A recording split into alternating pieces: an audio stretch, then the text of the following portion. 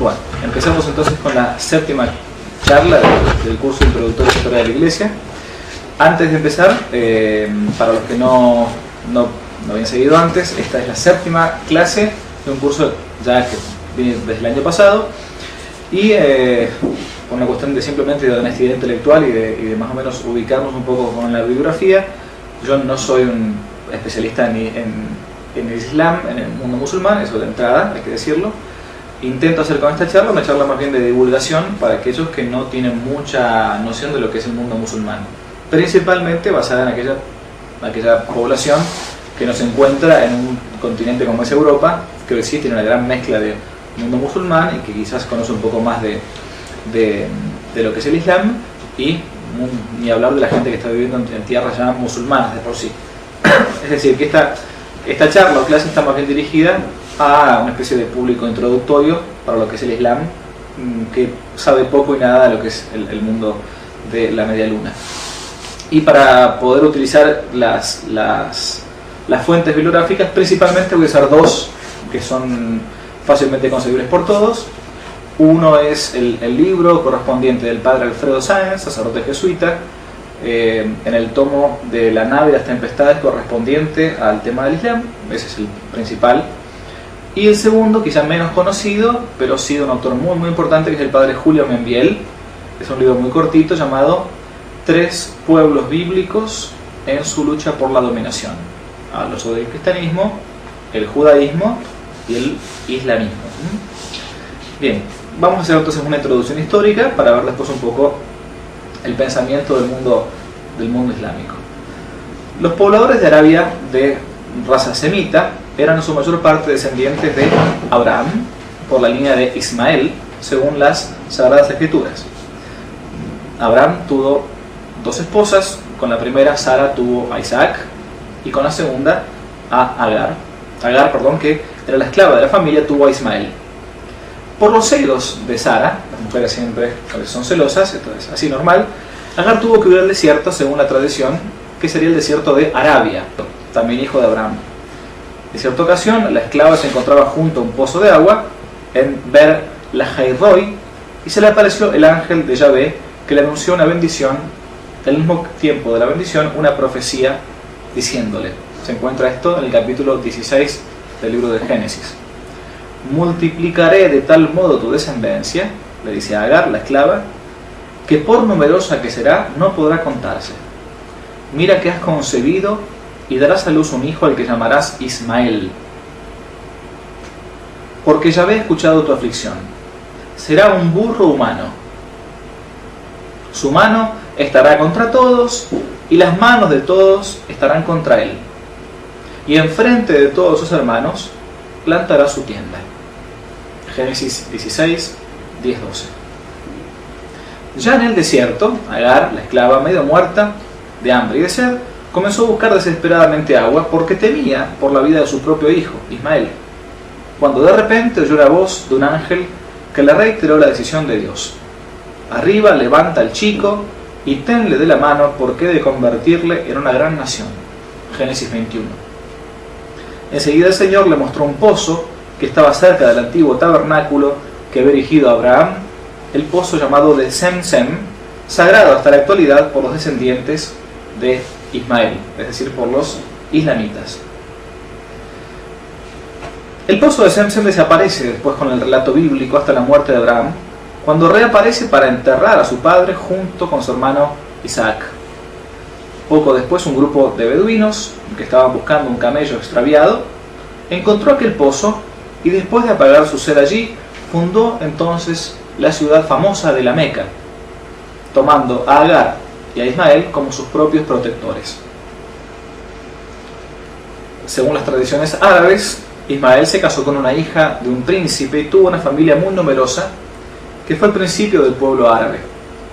También trató enseguida de reconstruir el templo primitivo, un pequeño templo llamado la Kaaba, ayudado por su padre Abraham. Una piedra, según dicen, una piedra milagrosa, servía el patriarca de andamio, subiendo y bajando por ella mientras iba construyendo el templo. Persisten, según dicen todavía, las huellas de sus pies, pero solo las pueden ver aquellos que son fervientes islámicos. Esta piedra, incrustada en el ángulo de la pared exterior de la Kaaba, era originalmente de un jacinto blanquísimo, que poco a poco, paulatinamente, se va ennegreciendo por los pecados de los hombres. Los musulmanes creen que fue también en este mismo lugar donde Abraham se aprestó a cumplir con la orden divina de inmolar a su hijo Isaac. Recordamos todos el pasaje, ¿no? La prueba que tiene Abraham con Isaac respecto de Isaac. Y también allí donde habrían sido enterrados la misma Agar e Ismael. De ahí que la Meca entonces haya sido siempre considerada una ciudad bastante santa, sagrada, aún mucho antes del nacimiento de Mahoma. Esto hay que tenerlo muy en cuenta, ¿no? La Meca, como la conocemos hoy, entonces ya de antemano, antes de Mahoma, varios siglos antes, ya era considerada como una ciudad santa, o al menos sagrada.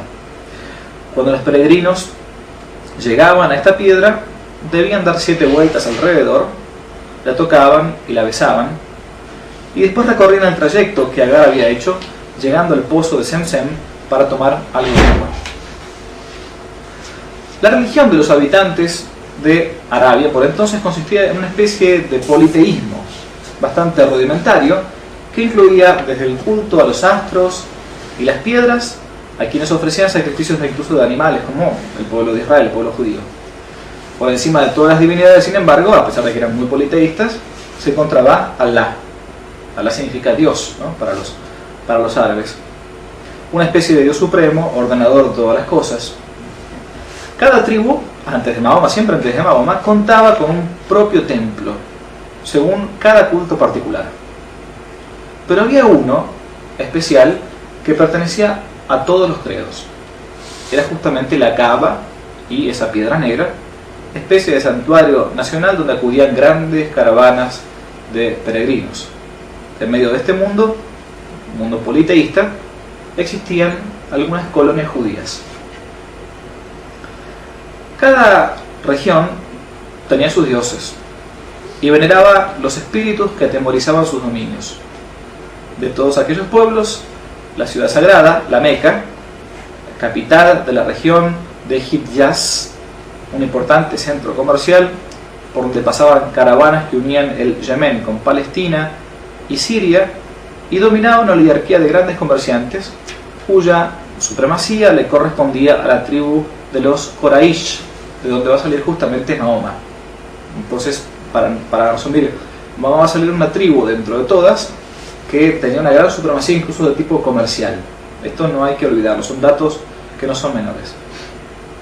Con el tiempo, la influencia de las colonias judías y de cristianos sirios y etíopes en la misma Arabia fue abriendo los espíritus de los árabes hacia una concepción religiosa distinta.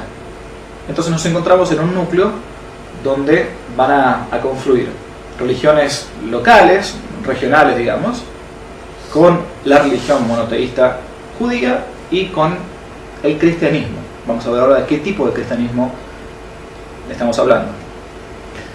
Pasemos ahora ya entonces al siglo VI, año 500.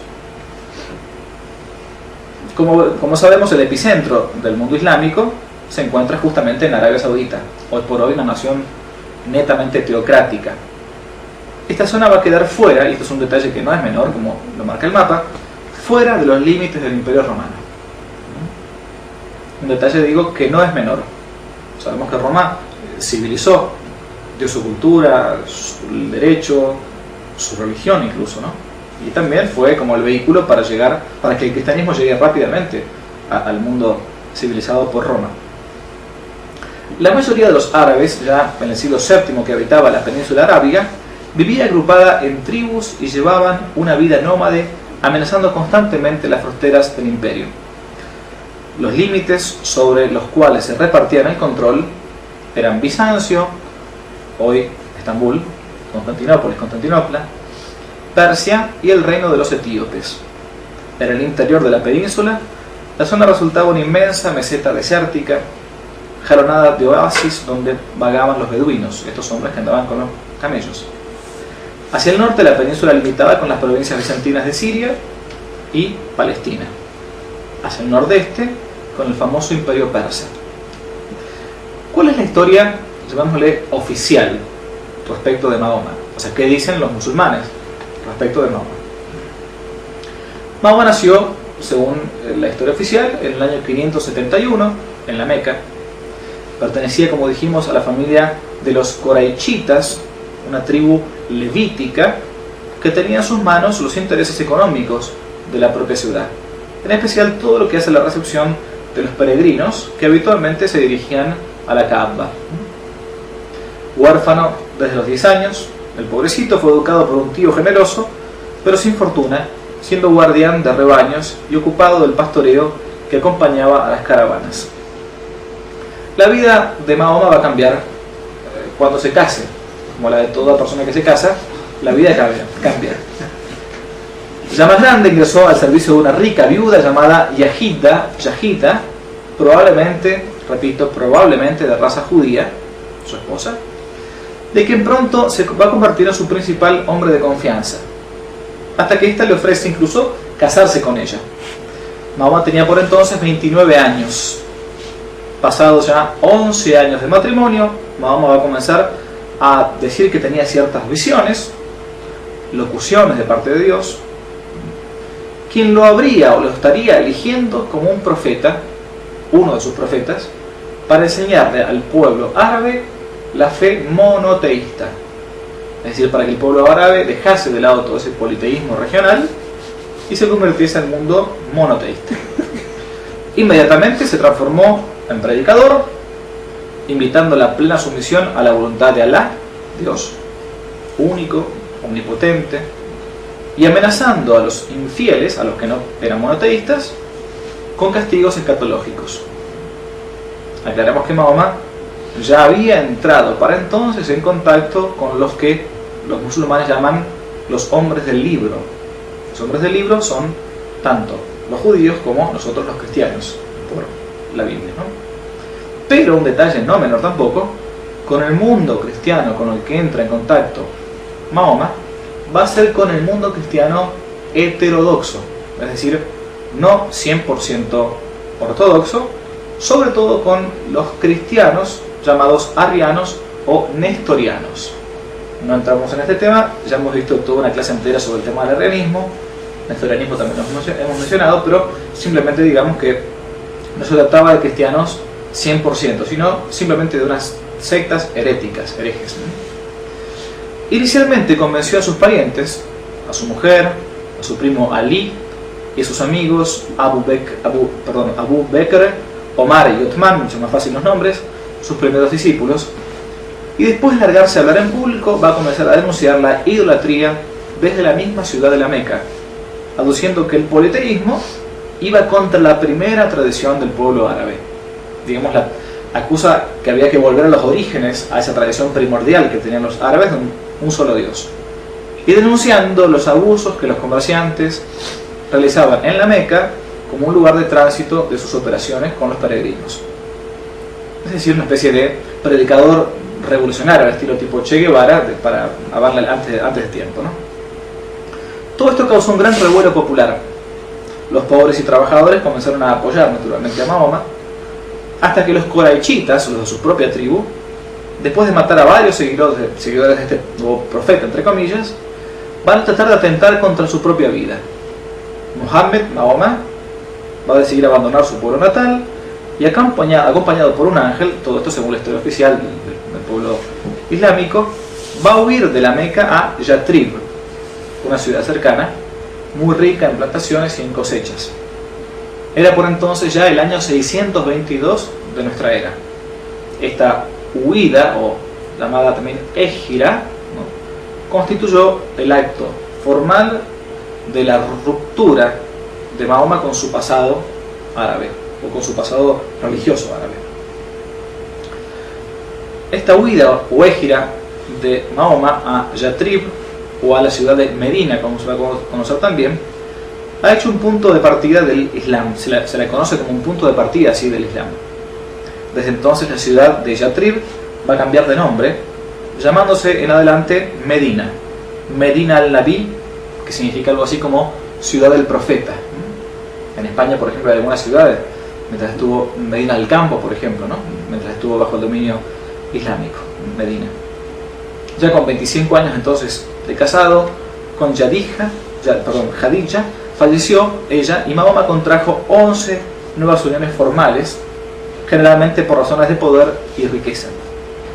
Instalado en Medina, Mahoma, hasta entonces predicador, cambió de táctica y se va a transformar ya no en una especie de rebelde, de predicador rebelde respecto del comercio, sino en un caudillo político e incluso guerrero, abocándose a la consecución principal de dos objetivos. Primero, organizar y reglamentar un nuevo culto, de modo que su actividad tuviese un carácter meramente religioso, y para esto va a comenzar a fijar una doctrina que él decía que le era dictada de parte de Dios. La va a presentar como una continuación de Abraham, pensemos en esto que es importante, la continuación de una especie de judaísmo, esto es un detalle no menor, y va a lograr acallar así las divisiones tribales.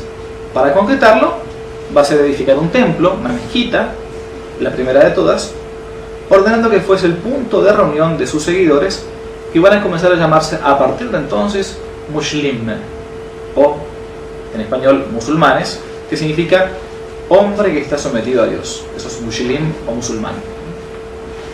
Por un lado entonces va a organizar y reglamentar el culto. Por otro, va a unificar las fuerzas de que disponía para emprender una campaña contra la Meca. Así, en menos de 2 años, la pequeña población de Medina va a convertirse en su nueva causa. Los únicos que permanecieron refractarios fueron los judíos, porque por un lado se negaban a reconocerle naturalmente dones proféticos a un hombre que ya no era judío, y por otro despreciaban su predicación porque afectaba directamente sus propios intereses comerciales.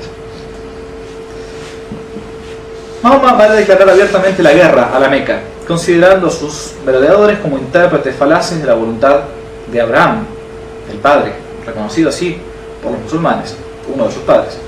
Con este fin va a señalar el objetivo de sus seguidores, la Guerra Santa, que en primer lugar había de lanzarse a la conquista de la Meca, para hacer de la Meca el centro del culto musulmán.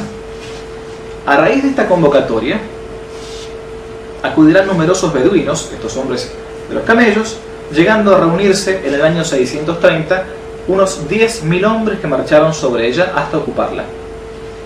Llegado a la Kaaba, dio 7 vueltas alrededor. Mahoma tomó posesión de ella, destruyó los ídolos y proclamó la ley de la nueva religión, cuyo único Dios era Alá, Dios, dejando solo la piedra negra, símbolo de la divinidad. Los coraichitas y las demás tribus van a tener que aceptar la derrota, y la nueva religión va a comenzar a reconocer a Muhammad, a Mahoma, como el profeta. A su muerte, año 632 de nuestra era, era un hecho la unidad religiosa y política de toda la península arábiga. Es importante, como les contaba antes, notar la presencia o mejor dicho, notar las raíces que influenciaron en el pensamiento de Mahoma y del Islam, si uno a veces no termina de comprender. Esto lo explica muy bien el padre Julio Membiera en esta obra que citaba al principio, 3 pueblos bíblicos en su lucha por la dominación, porque va a influir mucho en su pensamiento y en su doctrina. Respecto de los judíos, ya hacía tiempo que se habían establecido en diversos centros comerciales de Oriente, incluso cerca de la Meca, como lo vimos antes. Los cristianos, por su parte, habían llegado a estas tierras provenientes de Siria, Abisinia, Egipto y de distintas tierras del Asia Menor. No todos eran ortodoxos, es decir, de recta doctrina. Había especialmente entre ellos grupos de herejes, especialmente, dijimos, de arrianos y de nestorianos. Bajo el influjo de judíos y cristianos, algunos árabes, es verdad que habían abandonado la idolatría, la dedicación hacia los dioses falsos, a los falsos dioses, ¿no? Llegando a la adoración de un solo Dios. Se sabe de cierto que Mahoma conoció y muy de cerca a estos cristianos y judíos, cristianos herejes y judíos. En sus viajes como comerciante entró en contacto especialmente con nestorianos y monofisistas, es decir, que negaban la naturaleza divina del verbo, además de arrianos y docetistas, de quienes va a recibir una gran influencia. Recordamos que los arrianos pensaban que nuestro Señor Jesucristo, afirmaban esto, era un gran hombre, una gran criatura, pero no era Dios, no tenía naturaleza divina. Bien, en cuanto a su contacto con el judaísmo, amén de haberse casado con su mujer judía, desde hacía tiempo que existían comunidades en Arabia, a raíz de la famosa diáspora, que también hemos visto acá en las clases, que sucedió a partir del año 70 de nuestra era, cuando el general Tito termina de cerrar el cerco sobre Jerusalén, y a partir de ahí comienza la diáspora del pueblo judío. También hay que remarcar por último la existencia en tierras árabes de una secta judeo-cristiana llamada de los Ebionitas, llamados así por su fundador Ebión, quien deseaba conservar ante todo la ley de Moisés. Eran los herederos de los famosos judaizantes, aquellos que en el incidente de Antioquía, por ejemplo, creían que San Pedro, lo hemos visto con San Pablo, el famoso está en los Hechos de los Apóstoles, decían que para poder ser primero cristiano hay que pasar primero por el judaísmo, ¿no? Estos eran los judaizantes, ¿no? o particularistas. Prosperaban mucho en Siria desde el siglo IV y se caracterizaban por seguir la doctrina judía de la Torá, desoyendo la divinidad de nuestro Señor Jesucristo, aunque reconociéndolo a él como un Mesías esperado. Mahoma, deseoso entonces de dar a su pueblo una religión propia, monoteísta, se va a abocar, antes de su gran predicación, al estudio bien riguroso del Antiguo Testamento sobre las ideas que él decía inspiradas por Alá, por Dios, dando a conocerse siempre como el único profeta de Dios, o uno de los últimos profetas de Dios. Su mezcla de doctrinas judaicas con cristianas heterodoxas hará que, por ejemplo, venera a Jesús, Ishu, como hijo de María, reconociéndole un lugar realmente excepcional en el mundo del Islam. En el Corán, Jesucristo es un profeta, pero un profeta más, un gran profeta, pero al final de cuentas es un profeta. A María incluso se le reconoce su concepción virginal. Es decir, hasta el día de hoy uno va, por ejemplo, a Medio Oriente, y puntualmente, ahora que yo recuerdo, a la cueva de Belén, muy cerquita de la cueva de Belén, se encuentra la famosa Gruta de la Leche, el lugar donde, según la tradición cristiana, la Virgen María amamantó al niño Jesús después de haberlo dado a luz, y una gota de la leche de la Virgen María, según la tradición, tocó el suelo, y toda la gruta completa es de color blanco, le llaman así la Gruta de la Leche, al punto tal que muchas mujeres van allí a sacar un poquito de polvito de esa gruta que tienen problemas de embarazo para poder quedar embarazadas, ¿no? Y es gracioso porque, van muchas mujeres musulmanas a venerar a la Virgen María puntualmente ahí y a la gruta del nacimiento. Un hecho singular, según las fuentes islámicas, va a tener lugar después de la muerte de una de sus mujeres. Nos referimos al Miraj, una especie de ascensión mística de Mahoma al cielo. Mientras dormía, cierto día en la Kaaba, el ángel Gabriel, que es uno de los que va a dictarle a Mahoma el Corán, según Mahoma, lo despierta y lo llevó a un caballo blanco alado, llamado Burak. Guiados ambos por un arcángel, llegaron entonces a Jerusalén, desde donde salieron a su encuentro, un grupo de profetas del Antiguo y del Nuevo Testamento: Abraham, Moisés, Enoc, San Juan, Jesús y otros, donde rezó junto con ellos en la explanada del antiguo templo de los judíos, quizás ahora donde se encuentra hoy la famosa mezquita de Omar, o la cúpula de la roca. Terminada la oración, montó sobre Burak, este caballo, y elevándose mutuamente, fueron conducidos siempre por San Gabriel Arcángel hasta el cielo, donde se encontró de nuevo con los profetas transfigurados y al mismo trono de Alá, quien le recitó el credo fundamental del Islam: no hay más Dios que Alá, y Mahoma su profeta. Esa es la reducción, es el resumen del credo islámico. Dios es Dios, no hay más Dios que Dios, y Mahoma su profeta. Durante la estadía de Mahoma en Medina, la ciudad de Medina, ocurrió otro hecho simbólico que tuvo gran repercusión en el tiempo hasta el día de hoy.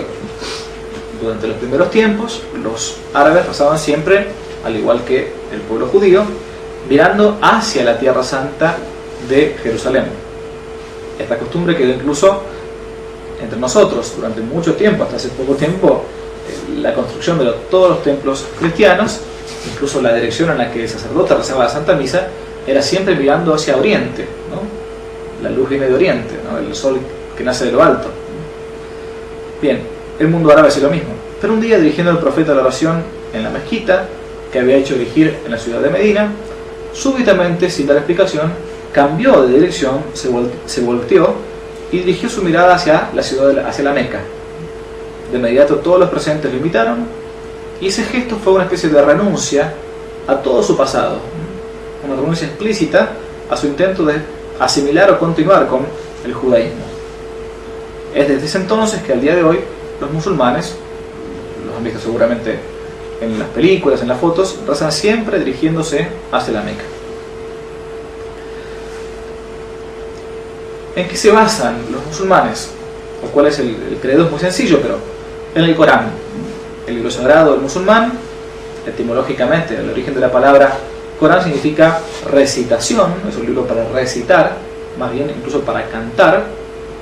Digamos que de modo muy genérico sería como el equivalente, entre comillas, a nuestra Biblia, entre comillas, no hay inspiración ni nada de esto, pero lo decimos.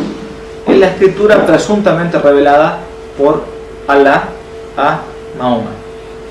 El Corán no se lee, sino que debe ser recitado, o mejor dicho, cantado en su lengua original. Por eso todo musulmán debe aprender el árabe para ser en verdad un musulmán. Fue transmitido, siempre según los orígenes islámicos, de forma directa al profeta, que va a ser el instrumento pasivo de la revelación. No hay en el mundo musulmán nada que ver con lo que hoy nosotros conocemos en el cristianismo como una inspiración bíblica, ¿no? El hagiógrafo, el escritor sagrado, también pone su libertad cuando escribe, no es un autómata que tiene su estilo, tiene sus recuerdos, tiene la inspiración de Dios como causa principal, y como causa instrumental es el hagiógrafo, el San Lucas o quien sea que va escribiendo. En fin, el Corán no es transmitido de modo directo, y Mahoma simplemente es un pasivo repetidor. Algo habría escrito él y algo sus seguidores después de su muerte, pero el texto original se conserva, según el Islam, en el cielo, en tablas en el cielo. Desde toda la eternidad, el libro que los musulmanes tienen es una especie de réplica de aquel arquetipo celestial. En cuanto al Corán, siempre según las fuentes musulmanes, fue revelado por Dios solo en razón de la imposibilidad de que se establezca un contacto directo entre Dios y los hombres. Esto es importante. El Dios musulmán es un Dios trascendente, absolutamente trascendente, que no puede tener ningún tipo de contacto con los hombres. Es el Dios que, como diría Borges, nos queda lejos, como que creó el mundo y dejó todo allá, y bueno, Dios lanzó a rodar una bola de bowling y dejó que nos arreglásemos, más o menos, ¿no? No existe una relación directa como podemos estar nosotros con nuestro Señor, segunda persona de la Trinidad, ¿no? Al contrario. El problema con el que nos encontramos acá es que Mahoma era analfabeto. Sí, según afirman los mismos musulmanes, de modo que no se le puede atribuir su autoría. Durante 23 años, el arcángel le habría ido dictando las palabras ordenadas por Dios, primero memorizadas y posteriormente escritas. Fue estando en Medina, donde se le dictó el Corán en partes, pero como para aquel entonces ya lo había olvidado, el ángel Gabriel debió recordárselo al oído trozo por trozo. ¿Cómo es la revelación según el mundo musulmán? Según los musulmanes, la primera versión del Corán fue transmitida a los judíos, pero estas la falsificaron y no reconocieron a Jesús como uno de sus últimos profetas. Al entonces, dejando el pueblo judío, se va a revelar a los cristianos. Pero también ellos se equivocaron y erraron recayendo en la idolatría al creer que Jesús era Dios. Si bien muestran un respeto por la figura de Isu, como dijimos recién, como lo llaman a Jesús, Él es una palabra de Alá. Se encuentra esto en la Sura 3:39, como si fueran capítulos y versículos, las suras del Corán. Es decir, un profeta más. Por eso la conducta de un buen musulmán frente a los judíos o frente a los cristianos que se resistan a aceptar el Islam debe ser la siguiente. Leo la Sura 3:28. Que los creyentes no tomen por amigos a los incrédulos en vez de los que creen. Quien lo haga no tendrá nada que ver con Alá. Fin de la cita. Otra sura, la Sura 9:5. Matad a los asociadores donde quiera que los halléis. Capturadlos, sitiadlos y tendedles toda clase de emboscadas. Pero si se retractan, estableced la oración. Fin de la cita.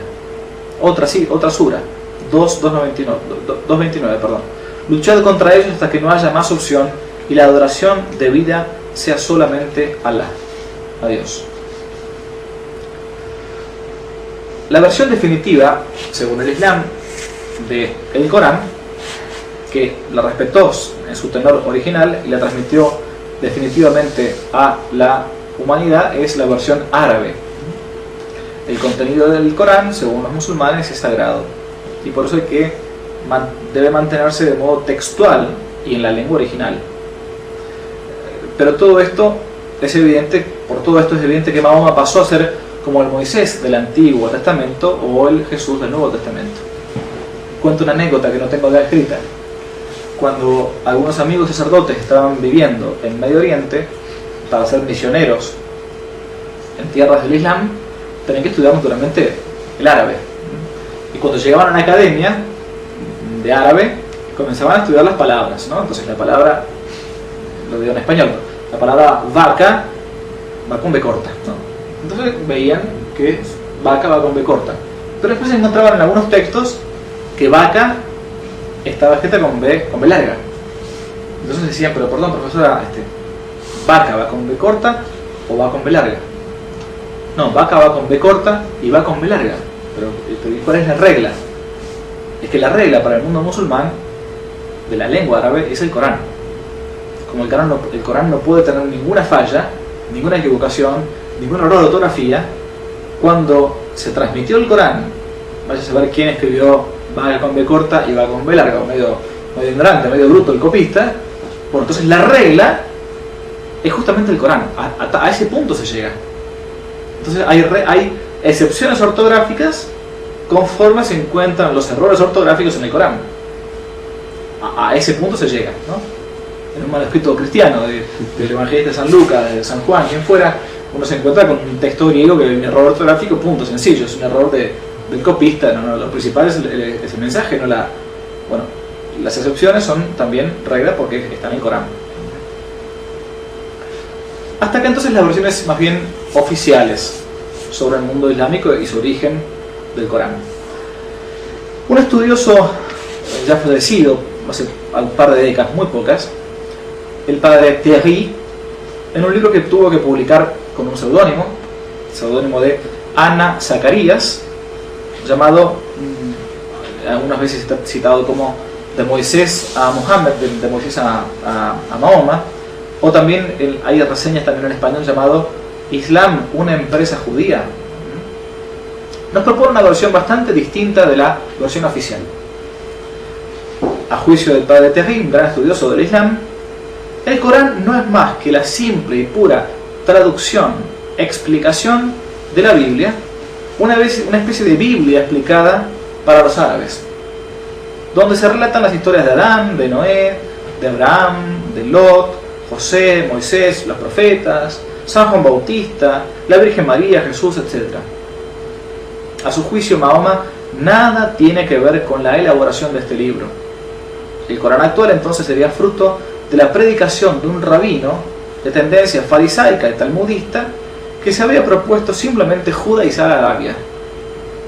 Mahoma no se propuso entonces, o no se habría propuesto fundar de la nada una tercera religión, sino asumir y copiar las dos anteriores. De hecho, uno se pone a ver un poco el mundo islámico y se da cuenta que hay una gran similitud con el mundo judío en muchísimas cosas.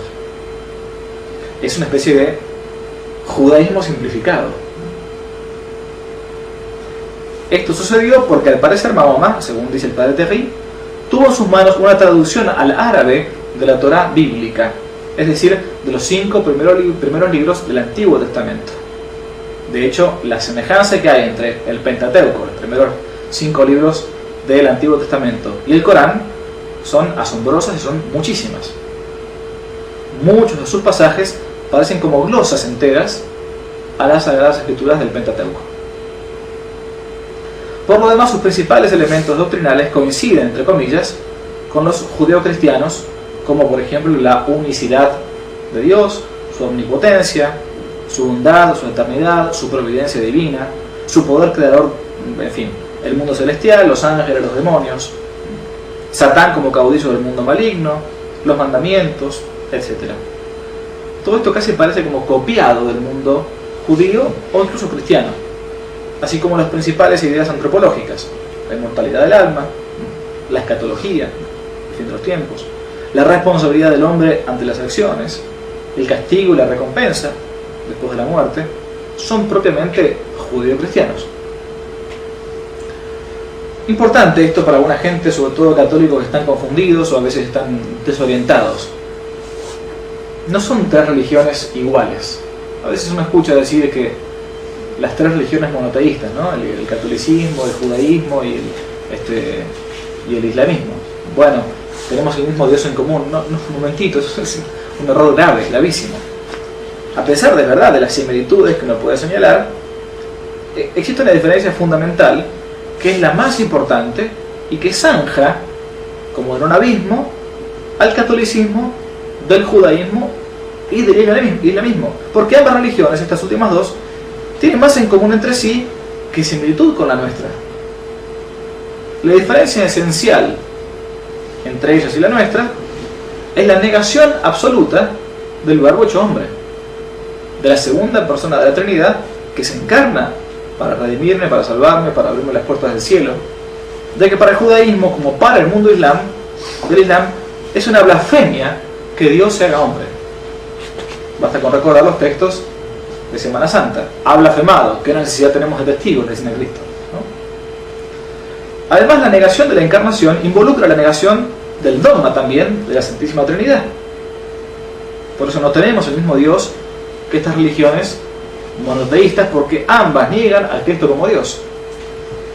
Así como de toda la estructura sacramental, Mahoma negó la Eucaristía, la Santa Misa naturalmente, el orden sagrado, el matrimonio como sacramento, etc. En un estudio sobre el Islam, sostiene un autor mendocino, Rubén Calderón Bouchet, muy recomendable, que Mahoma habría sido encargado por un rabino de la Meca, pariente de su esposa Khadija, de predicar la Torá a los suyos, solo que en árabe. Entre otras cosas, el rabino le habría resaltado detalladamente la historia de Moisés para persuadirlo de que él mismo fuese como un nuevo Moisés, pero para la Meca. Así como, dice Calderón Bouchet, así como un judío tradujo y adaptó entonces historias judías en árabes, y los árabes creyeron que Alá les hablaba a los árabes, también, sigue añadiendo ahora el padre Terry, el Islam es como la prolongación del judaísmo entre los árabes, concebido y tramado por un rabino de la Meca, quien fue secundado en su plan de realización por un árabe, Mahoma, al que su mujer, Khadija, de raza judía, empujó hacia el judaísmo. Fin de la cita. Es por todo esto que, según la tesis del mismo Belloc, el islamismo es una herejía judeo-cristiana en sentido amplio. Por eso el padre Membiel lo pone en estos 3 pueblos bíblicos, ¿no? Cuando Belloc escribe las grandes herejías, pone al islamismo como una especie de herejía surgida del mundo judeo-cristiano, ya que comenzó como una herejía y no como una religión nueva. Fue una especie de adulteración de la doctrina cristiana, ya que su vitalidad y capacidad de expansión se debieron a una adaptación y tergiversación del judeo-cristianismo. Otra de las fuentes de la doctrina islámica es el hadith o hadish. Si el Corán es la palabra de Dios, el hadith o hadith transmite principalmente las palabras y las enseñanzas de Mahoma, su profeta, narradas por los imanes, algo así como la tradición para el mundo islámico. Y por último, la Sharia o ley islámica. de importancia enorme hoy en día, sobre todo, se encuentra esta especie de ley sagrada, que es un conjunto de prescripciones legales que, alimentadas en las fuentes del Corán y de las sunas, es decir, colección de enseñanzas, dichos y aprobaciones de Mahoma, se van adaptando a tiempos y circunstancias y fueron elaboradas por distintas escuelas jurídicas, algo así como puede ser el Talmud, ¿no? También para el mundo judío. Bien, vamos un poco a los pilares, ya pasando ya la mitad de la charla, de la moral islámica. Tiene 5 pilares bien claros. Es muy simple esta moral y consta de fe, oración, limosna, ayuno, peregrinación y la guerra santa. La fe, el culto, tiene un primer acto, que es la profesión de la fe, con la fórmula: no hay otro Dios que Alá y Mahoma su profeta, lo dijimos antes. Creer para un musulmán significa aceptar como verdades las revelaciones de Alá que fueron recibidas por Mahoma. Con esta fórmula se ingresa en la comunidad de los creyentes, Ummah, y se proclama esta fórmula 5 veces al día. 5 veces al día un musulmán tiene que proclamar este credo. La oración consiste en la recitación de los textos del Corán, acompañado de actos de adoración en dirección hacia la Meca. Se recita 5 veces al día para garantizar el contacto regular con Alá y un correlativo distanciamiento del mundo. De ahí que se puede rezar en cualquier lugar, pero para distanciarse del mundo hace falta no estar en un suelo común.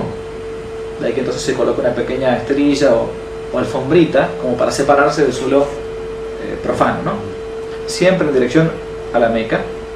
Es importante destacar que para el musulmán no existe un trato filial con Alá, ya que es un Dios distante, que impera soberanamente sobre el creyente, pero no se aviene nunca a dialogar con él, ¿no?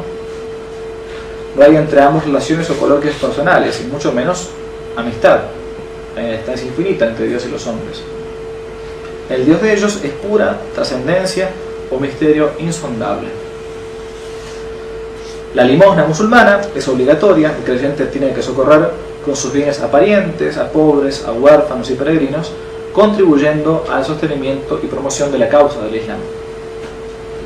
El Ramadán, pasamos a el Ramadán o ayuno, dura todo el mes, va cambiando según el año. Por si quieren hacerlo, ya pasó, en 2018 fue mayo-junio, estamos ahora casi terminando. Son 40 días, casi como nuestra cuaresma. Ha sido revelado en el Corán. Durante todo el día, desde la salida del sol hasta su ocaso, hay que abstenerse de comida y de bebida, así como de toda relación sexual. Hay otras prescripciones menores tomadas de los judíos, como la abstención del vino y de la carne de cerdo. Por eso que los tiempos más violentos en el mundo oriental son los tiempos de Ramadán, porque al llegar al terminar el día, ¿no? y caer con el crepúsculo, el hombre está no solamente con hambre, con sed, excitado, entonces son tiempos incluso de violencia en tiempos de Ramadán. Otro precepto, la peregrinación a la Meca. Todo musulmán en condiciones de hacerlo tiene obligación religiosa, al menos una vez en la vida, de peregrinar a la Meca para visitar la Kaaba, el lugar sagrado por excelencia. No hay lugar en la doctrina musulmana para el pecado original y la gracia santificante.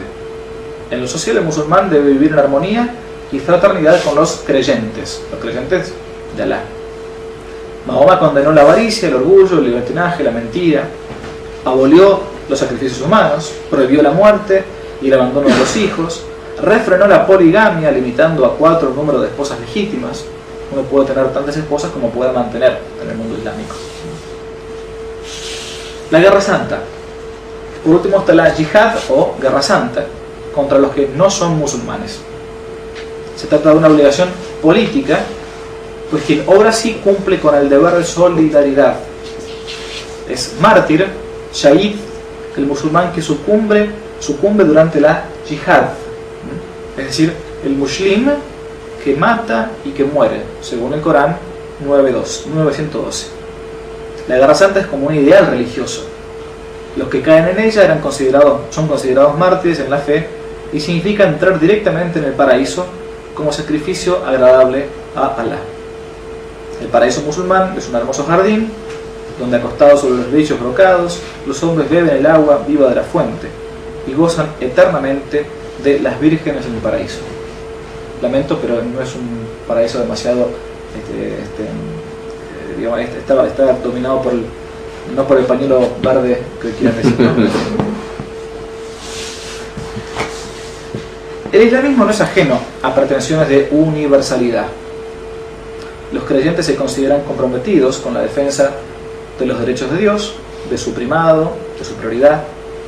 Mahoma asumió incluso la guerra como un medio para vencer las resistencias, pero en realidad se transformó en un medio de expansión extraordinaria.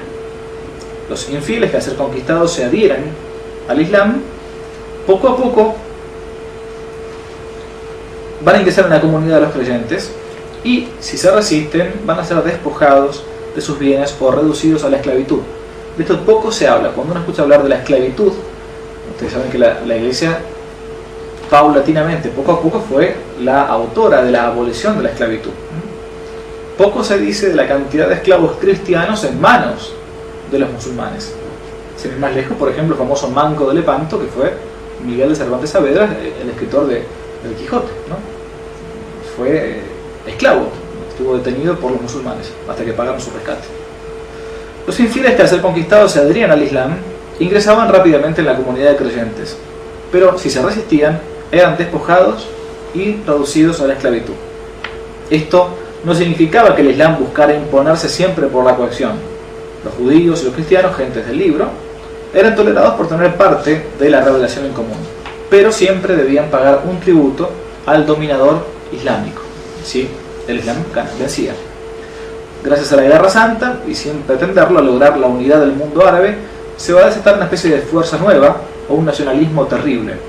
Mahoma no pensó en una guerra estrictamente contra el cristianismo, pero en el afán de conquista que va a suscitar en toda la península arábiga, van a ser los cristianos los que poseían la mayor parte de las tierras donde los árabes van a poner sus propios ojos.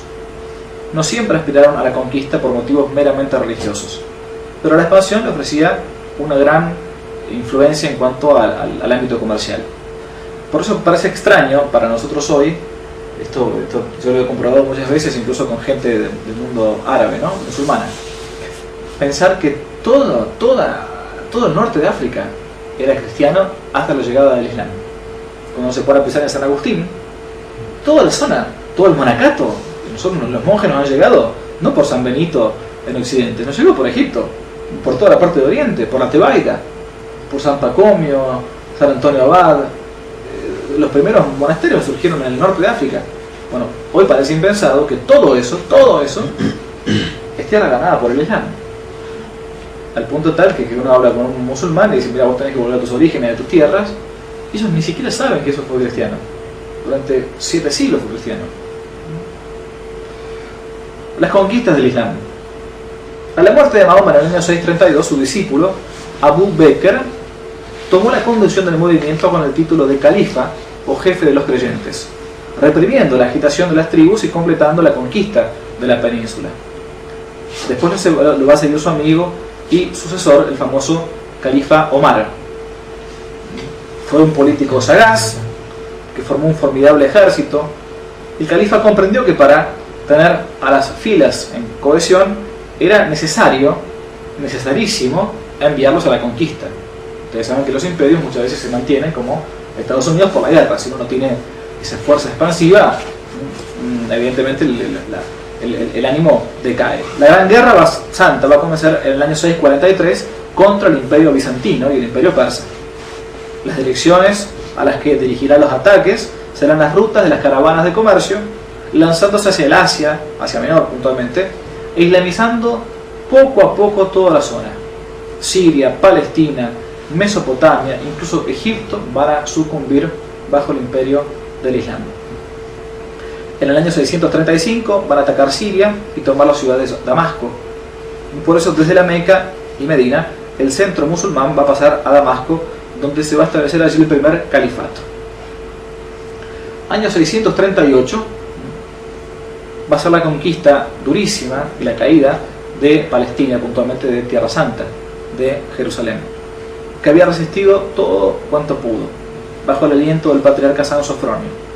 El califa Omar va a acudir a la antigua explanada del templo, va a tomar de este modo posesión del lugar y va a construir allí la mezquita que hasta el día de hoy lleva su nombre, la famosa mezquita de Omar, o la cúpula de la roca, como se la conoce, la típica postal de Tierra Santa, es la que estamos viendo ahora.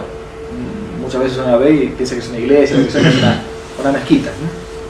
Es el mismo lugar en el que los judíos tenían el altar de los holocaustos y desde donde Mahoma habría subido a los cielos para que se revelase a él el Corán. Esta mezquita, llamada cúpula de roca, es uno de los centros espirituales más importantes.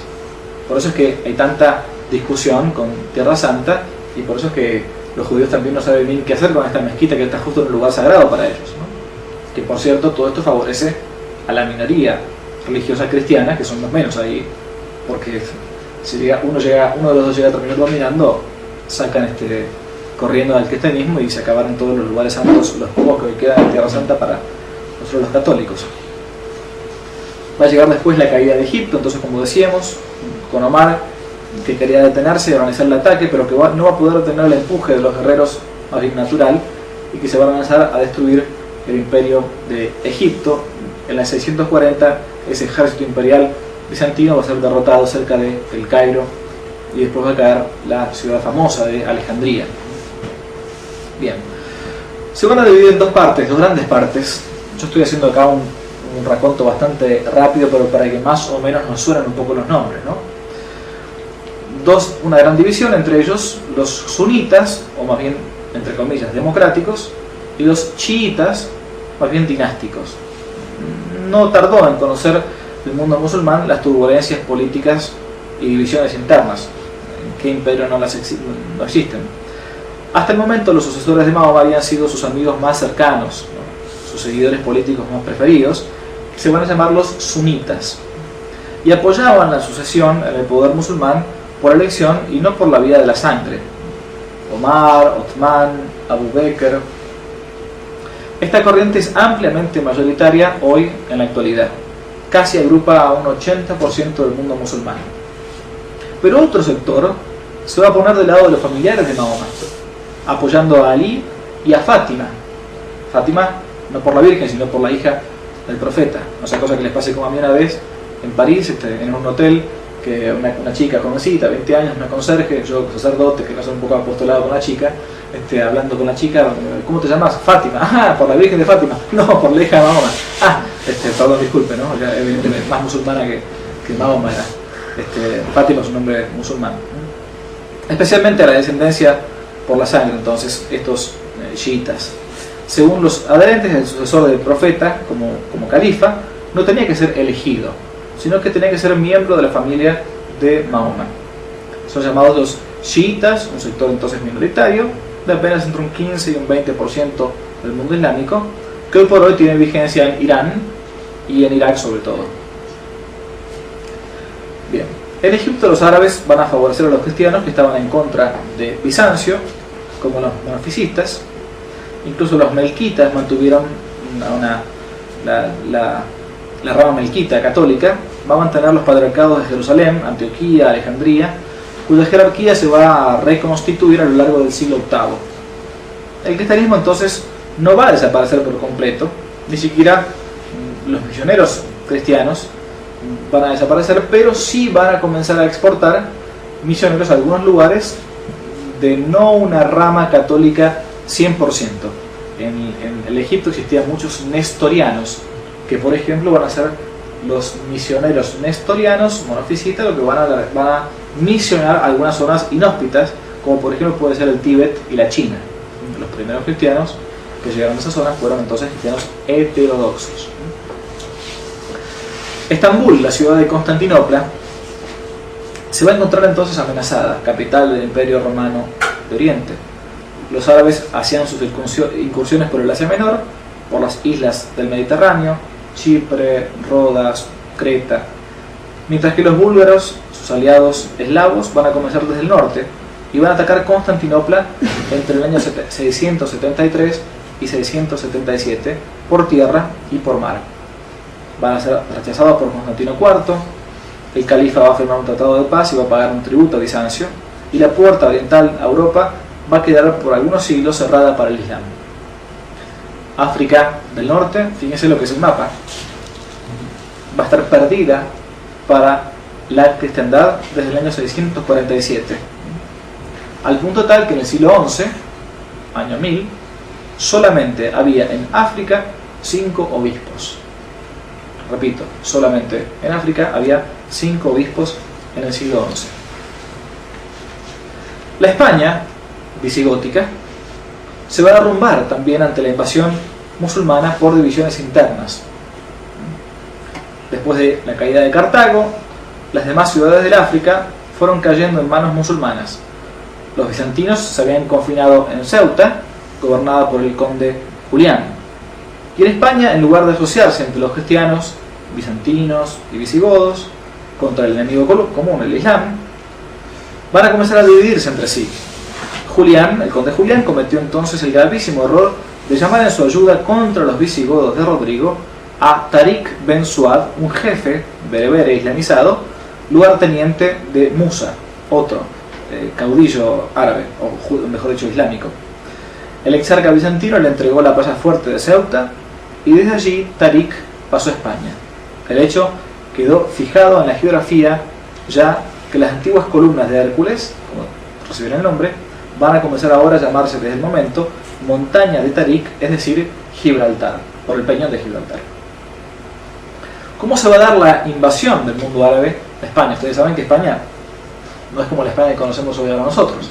O sea, España dentro de algunos años va a ser como fue ahora, como fue en este entonces, por culpa de los españoles simplemente, ¿no? Era el año 711, y esto es importante que uno como hijo de España lo entienda. 7.000 bereberes de Tariq, emir de Musa, y el ejército bizantino de 5.000 hombres cruzaron el estrecho y ocuparon una buena parte de España. El rey Rodrigo, visigodo, estaba en el norte de la península luchando contra francos y vascos, todos cristianos, o casi cristianos por lo menos. Cuando tuvo conocimiento de la invasión, dirigió su ejército hacia el sur, se enfrentó contra ellos a orillas del río Guadalete. Pero la España musulmana va a ser ayudada, o mejor dicho, va a convertirse en tal por ayuda de los judíos que apoyaban a la invasión musulmana.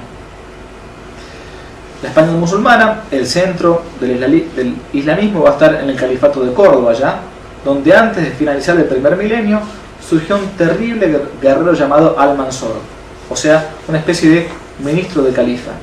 Llegó incluso a apoderarse de Santiago de Compostela, la gran capital de la fe, digamos, para España, el norte, en Galicia, y arrastrar a toda la ciudad excepto la tumba del apóstol, haciendo llevar hasta la ciudad de Córdoba, cita en más de 700 kilómetros al sur, las campanas del templo. Las campanas de la famosa iglesia de Santiago van a ser trasladadas por hombres cautivos cristianos, esclavos cristianos, como un trofeo de guerra. Miren lo que era el califato omeya, el imperio carolingio, la parte de Francia. Lo único que va a quedar librado al Islam es la zona que hoy conocemos como Asturias.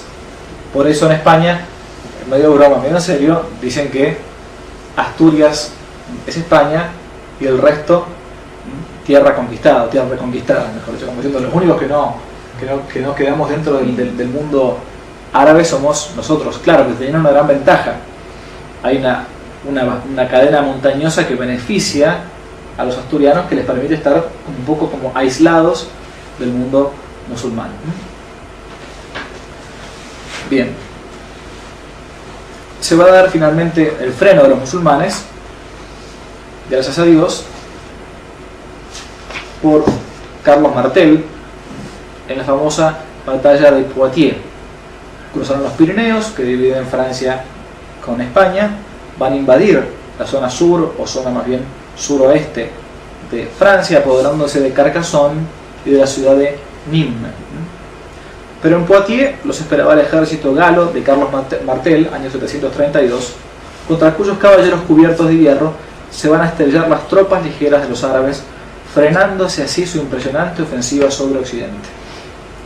Rechazados en los Pirineos, los musulmanes van a seguir dominando sobre España, y más adelante se van a ser dueños incluso de Sicilia, la isla de Sicilia, todo el mar Mediterráneo, oriental y occidental, y eran casi todos ellos. Nunca la historia había conocido una ofensiva semejante, tan repentina y tan avasalladora. Va a ser Pelayo finalmente que los va a frenar, pero eso es más adelante. ¿Por qué? ¿Cuál fue la razón de la expansión tan rápida del Islam? Uno tiene que preguntarse, pero ¿por qué la gente, es verdad, era dominada militarmente, pero ¿por qué tan rápidamente se hacían musulmanes algunos cristianos? O algunos que no lo eran tampoco. En primer lugar, quizás es por alguna de las razones por las cuales hoy mismo hay gente en Europa que también se hace musulmana. El musulmanismo o el islamismo es una doctrina bastante simple. Desde sus comienzos los musulmanes estaban convencidos de que su religión iba a triunfar en todo el mundo. Tenían pretensiones de universalidad. Se pedía un credo muy elemental. Dios es Dios y Mahoma es su profeta. Los dogmas musulmanes se reducen a creer en un solo Dios, a quien están sometidas todas las criaturas, y en la misión divina de Muhammad, de Mahoma. El último, si queremos el tercer punto, es creer en la vida futura si uno se mantiene fiel a este credo elemental. Tiene una moral sencilla, que a su vez no contraría en absoluto las pasiones, sino que las fomenta. No hay un ascetismo en el mundo musulmán. Al contrario, hay un desencadenarse de las propias pasiones, sobre todo para el hombre. La mujer es una especie de cosa en el mundo musulmán. De hecho, al varón musulmán, ya lo dijimos, está permitido tener hasta 4 mujeres. Como me dijo una vez un misionero, se necesitan 3 días para hacer a un musulmán, para crear a un musulmán. Se necesitan 3 años de catecumenado para transmitir la cultura y la religión a todos los niveles, la religión cristiana. Pero en 3 días un musulmán se convierte. Beneficios económicos. Hay que tener en cuenta que la situación económica de las zonas del Mediterráneo, donde había millones y millones de campesinos subyugados en medio de continuas guerras, hacían que los impuestos que el mundo musulmán les cobrase los perjudicara enormemente, ¿no? Si los deudores admitían que Mahoma era el profeta de Dios y que la nueva enseñanza tenía autoridad divina, inmediatamente se perdonaban las deudas. Sin embargo, en algunas zonas donde se va a desatar abiertamente la persecución, si los cristianos sometidos querían permanecer fieles a la fe cristiana, no se les impedía, pero tenían que pagar tributo al califa de turno. Bien. Por parte del cristianismo se encontraba una cristiandad desgastada, vencida, desarmada. La rapidez de las conquistas de tan grandes e importantes territorios solamente puede entenderse cuando hay una división interna entre el mundo cristiano. Pelayo, el gran Pelayo, y el inicio de la reconquista, para ir terminando. En el mismo momento de la conquista va a comenzar también la reconquista del mundo occidental, puntualmente de España, viniendo desde el norte, como decíamos, desde Asturias. Por más de 7 siglos y medio va a ser considerada como una especie de guerra santa contra otra guerra santa, la contrarrevolución cristiana, la cruz contra la media luna, cruzada contra los infieles para defender las tierras cristianas frente a los maometanos. Por esto, combatir en España fue tan meritorio por entonces como combatir en las cruzadas en Tierra Santa. En el año 1063, el Papa Alejandro II va a otorgar indulgencia plenaria a los caballeros que fueran a ayudar desde Francia a los hermanos españoles que luchaban contra el Islam. También ayudaron órdenes religiosas como la de Cluny, el Cister, iniciando fundaciones en tierras reconquistadas o liberadas al Islam. Muchos cristianos se refugiaron en montañas del norte y se organizaron bajo el mando de un descendiente de monarquía visigótica, el rey Don Pelayo, que detuvo el avance musulmán en las montañas de Asturias en la famosa batalla de Covadonga, año 718, con el grito Santiago. Santiago, decimos ahora, y cierra España. España se termina replegando contra el mundo musulmán. Fernando I el Grande, en el siglo XI, los musulmanes se van a encontrar profundamente divididos. No había un estado musulmán, sino una especie de federación de 23 minúsculos estados o taifas. Aprovechando esta situación, en esa misma época va a surgir un católico y guerrero Fernando I el Grande, año 1033, rey de Castilla, quien, sacando partido de la división de los musulmanes, va a asediar sucesivamente a los taifas de Toledo, de Zaragoza, de Badajoz, y de tal modo va a intimar al rey de Sevilla a que éste le declare su propia sumisión. A la muerte de Fernando, su hijo Alfonso VI va a reanudar la ofensiva y va a tomar Toledo tras 25 meses de asedio, avanzando hacia el sur, pero los almorávides lo hicieron retroceder. Cid Campeador, el hombre providencial, en Castilla la Vieja, Rodrigo Díaz de Vivar, el Cid, el señor, quien va a arremeter contra los musulmanes, con enorme gallardía, con enorme caballería. Realmente es un hidalgo, un hombre al punto tal que tenía el respeto de los propios musulmanes por el modo en que guerreaba contra ellos. Su valor, su coraje lo van a convertir en la encarnación de la resistencia, del campi doctor, el campeador. Es algo así como el maestro de la guerra, el doctor de la guerra, ¿no? El Cid, el señor, lo llamaban los propios musulmanes. San Fernando Rey, como Rey Santo, San Fernando III, 1217, después de reunir los reinos de Castilla y de León, se va a lanzar a recuperar Andalucía, proclamándose caballero de Jesucristo. Y por último, los famosos reyes, muy vapuleados, por cierto, Isabel la Católica y Fernando de Aragón, los grandes reyes católicos, van a ser los que van a terminar en el año 1492, año providencial. Se expulsan los judíos de España, uno de los últimos países en que se les quita el derecho a la residencia, se descubre América, nosotros, y finalmente se termina de destruir al mundo islámico, a menos reconquistar las tierras que habían sido tomadas al cristianismo. Bien, vamos ya concluyendo. Nos encontramos hoy no en una invasión como esta, la del mundo islámico antiguo, de guerra directa, sino totalmente indirecta. Gaddafi hace algunos años dijo muy claramente: no hacen falta las metralletas, porque los vientres de nuestras esposas son nuestras metralletas.